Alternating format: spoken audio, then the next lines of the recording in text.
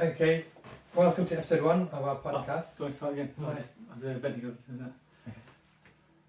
Okay, welcome to episode 1 of our podcast. My name's Pavel, this is Cam, and let's get into it.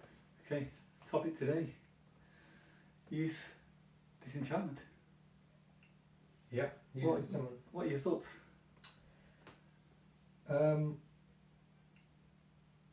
This is a lot harder, isn't it, when the camera's running? Go on, you go, and I'll come in. It doesn't feel like there's a lot for the youth. An active engagement. You know, you're looking at teenagers. Yeah, Nobody really talks. There's not a lot of conversations that are happening no, in schools, maybe, you know, with close mates, but as a wider community or across the city, yeah. it doesn't feel like there's a lot happening. No, I think there's definitely, I think a lot of people have been kind of isolated after certain events, and they're kind of staying at home more often than not, and they're not really kind of getting out as much.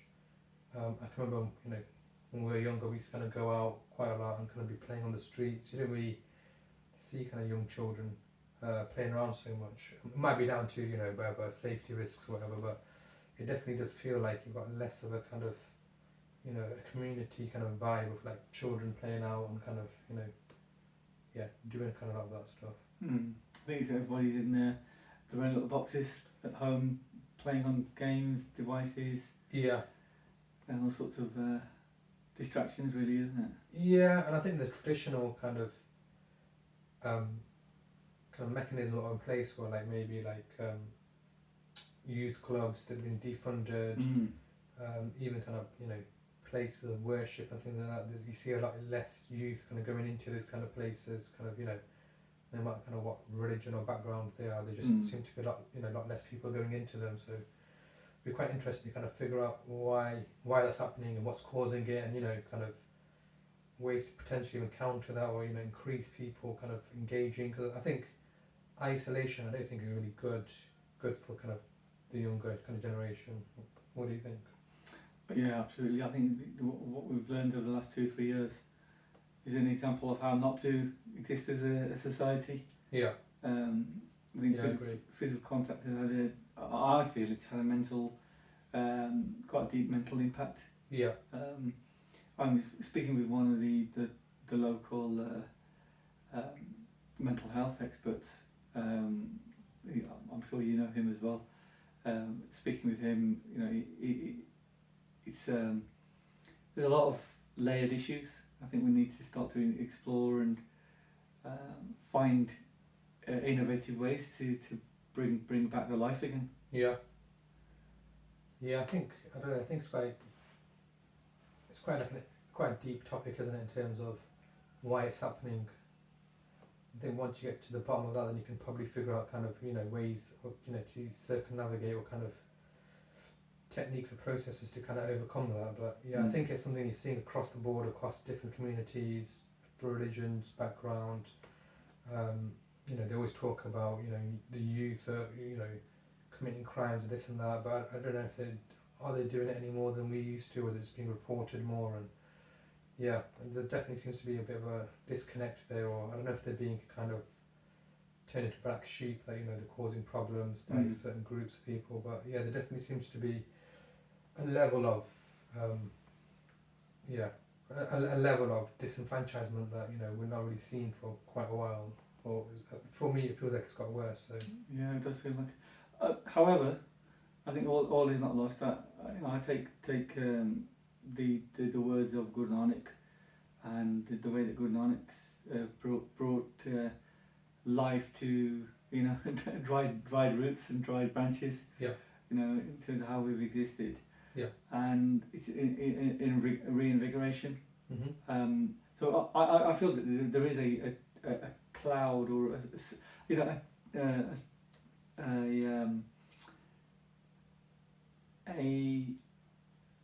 it might be a shadow. Anything that's religious connotated, you know, with it's a religious connotation, and it might put people up saying, oh, you know, that's way too religious, or that's just too really. I think people are put off by organised religion. Some may say it's, you know, rightfully so, that organised religion, there's a lot of issues with it, but yeah, if you do talk about anything kind of spiritual in that context, you do come across as a bit of a Bible basher or something a bit weird. Yeah, absolutely, absolutely. And no one really wants that to be tarred with that brush, really, especially the younger generation. But yeah, I don't think it's something, spirituality, I think it should really be discussed and kind of, encouraged really to have those kind of discussions, kind of a bit more deeper, kind of, not just materialistic things, but a little bit more deeper, fulfilling things that people can really kind of relate to and kind of develop and kind of, really nurture. Do you think it's something to do with education?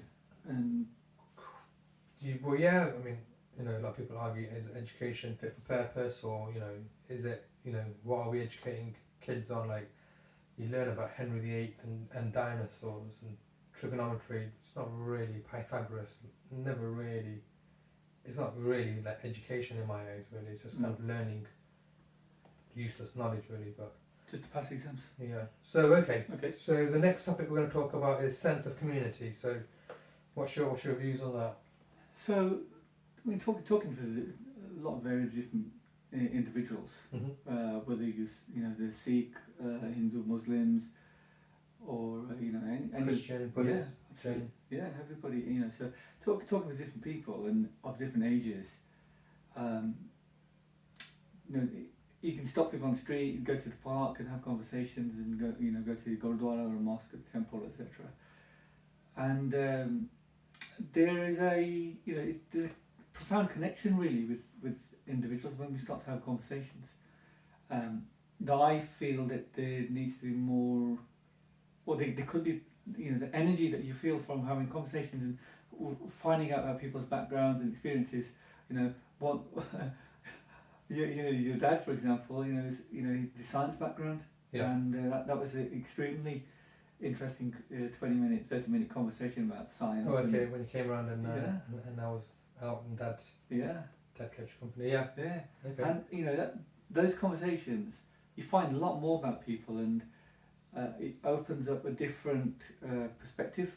Right. I'm not sure if it's because of my age and I'm interested in conversations, but it does feel like there is a need and a want for an avenue for conversation and sharing experiences and thoughts.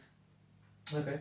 I know you mentioned cost of living and lots of other things and ideas that we could put into place.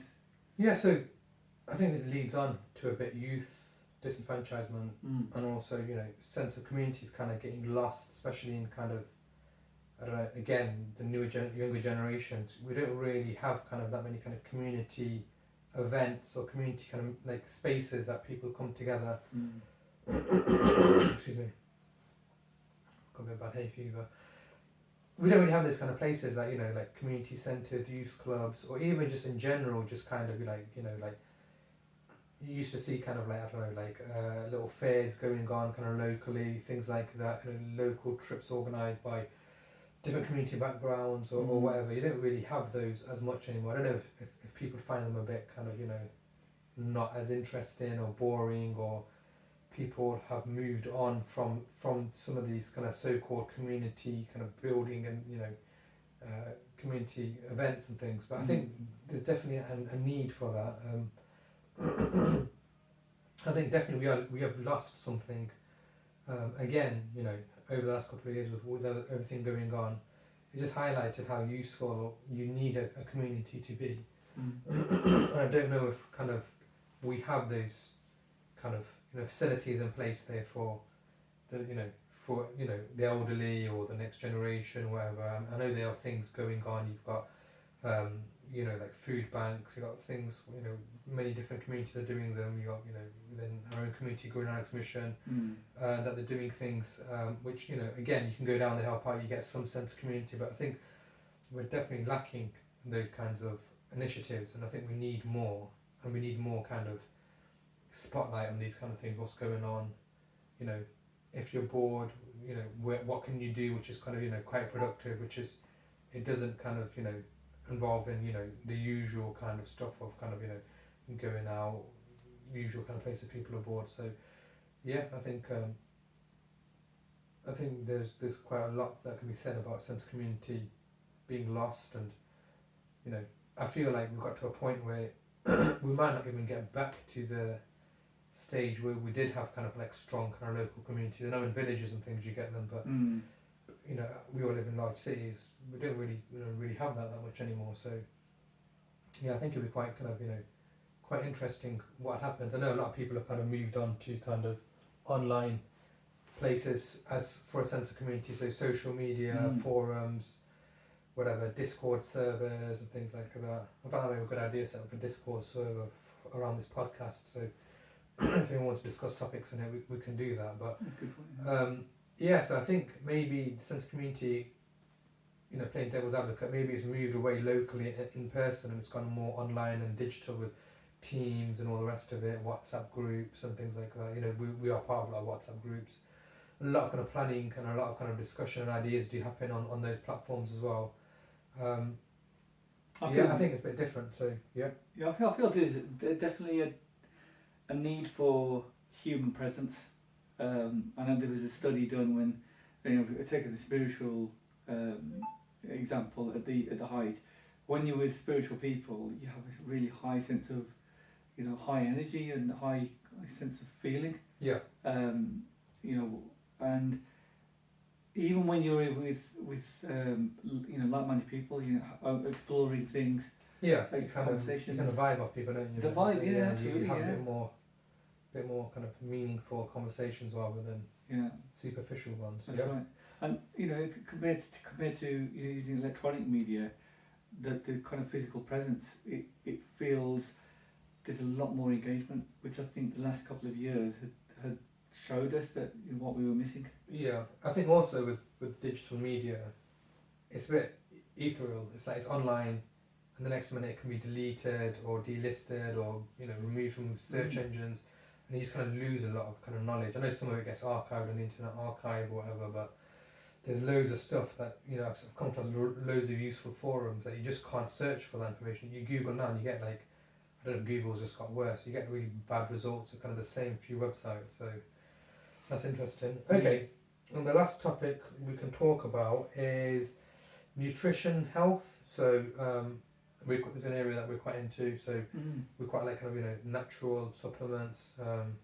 Always on the Earth Clinic website when I'm ill, trying to figure out kind of like natural cures rather than taking something from Boots or from a pharmacy or whatever. So what supplements are you taking?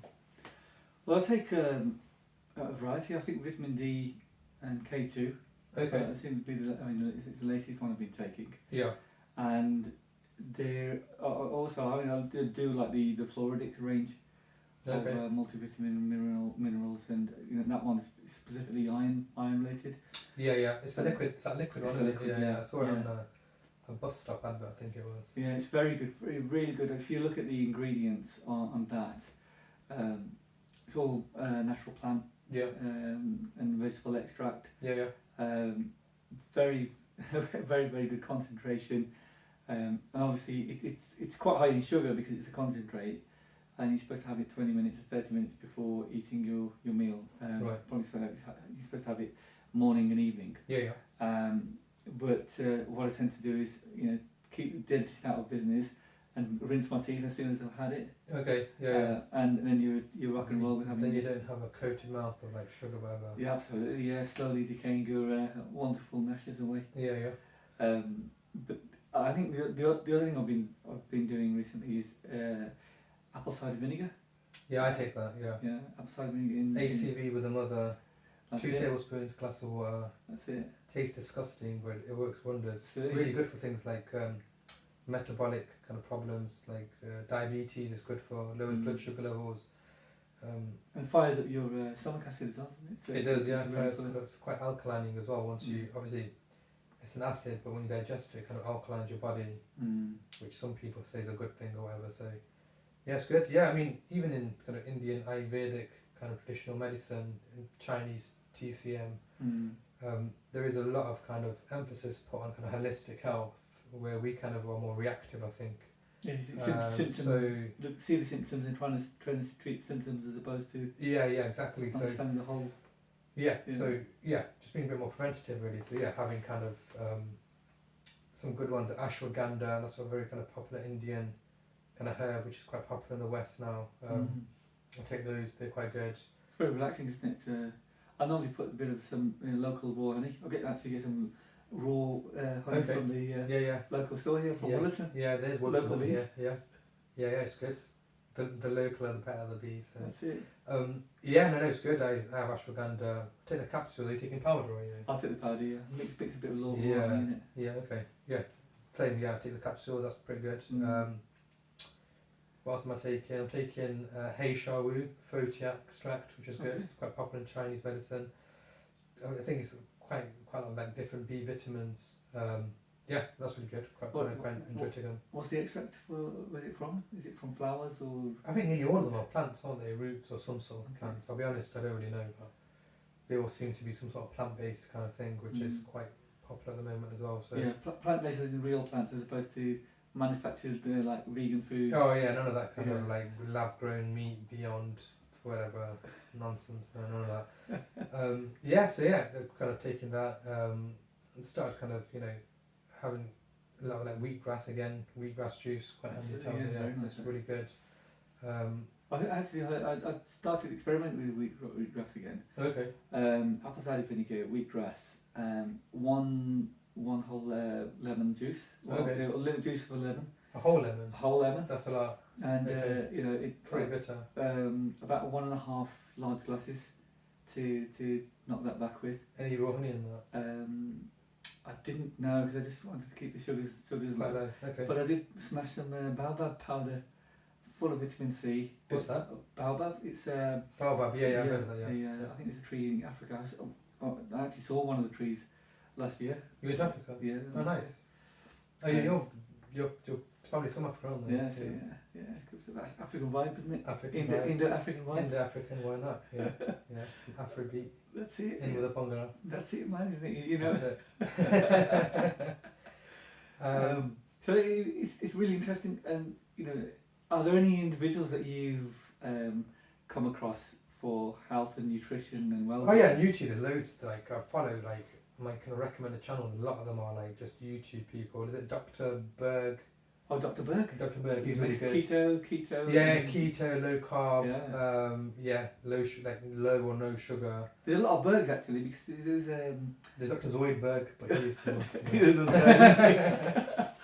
think it was the Dr. Ekberg. It might be another one. okay. I think he was an ex-athlete, American athlete. Yeah. Yeah. So carry on. If there's any other. Yeah, no, just kind of like Dr. Axe as well, isn't it? I used to follow Dr. Axe. He's kind of looking at some of the old Indian Ayurvedic. Okay. Yeah. medicine Yeah. supplements. You can't follow enough kind of fitness YouTube people. There's is it Zuberman? Oh, What's his name? the Hibberman, isn't it? Hibberman, that's it. Yeah, he's really good. Yeah, his kind of his morning routines and stuff. Yeah, very good. Yeah, really like big fan of what he says. Going sauna regularly, which I started doing now, which is really good. Kind of helps quite a lot with like sleep or in general it helps with moods and stuff. Do you know what I learned recently? Go on. So Dr. Hibberman. So I saw one of his videos last year, Yeah. and he was talking about stress. Yeah. And we've got these receptors in our eyes, and when you get in a fight or flight situation where your adrenals are like going overdrive, Yeah. to kind of treat the stress situation. Yeah. He was saying there's something inbuilt into our eyes when we're gone for thousands of years, Okay. when we're either hunted or we were hunters, Right. and it's that lateral movement left and right of your eyes Yeah. that starts to correct the things in your brain that you can overcome some of the stressful situations. Well, by just looking left and right, it kind of calms you Yeah, down. there's like a natural thing. So Okay.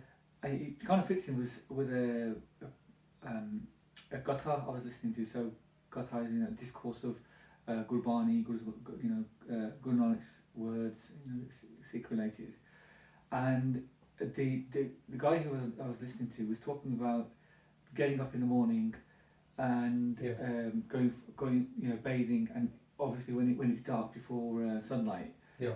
It's a tradition that's been going on for many thousands of years. People again got meditating, and there's some kind of receptors in their eyes Mm-hmm. that it's all about perception. And what Dr. Himmelman was saying, or what the singer was saying, it kind of resonates because it's all about self exploration. Yep. You know, finding more about your body by Yeah, yeah. yourself and Yeah. your mind, understanding Yeah, that makes sense to me. the true essence of what we're made of. Yeah. As well, and I found that really interesting. If I dig it out, I'll try and find the references. Yeah, sounds good. Right, I think that's gone for our time that we agreed for the podcast. So I think It's gone a lot faster than we thought. Yeah, it's been great conversation. Yeah, no, really good. We've been talking about doing this podcast for a while, and now this is our first one. Yeah, looking forward to doing many more. Yeah, and if people like it, we'll keep on making them. Absolutely. Brilliant. Well, yeah, that's the end of the podcast. Thank you for watching or listening. Thank you very much.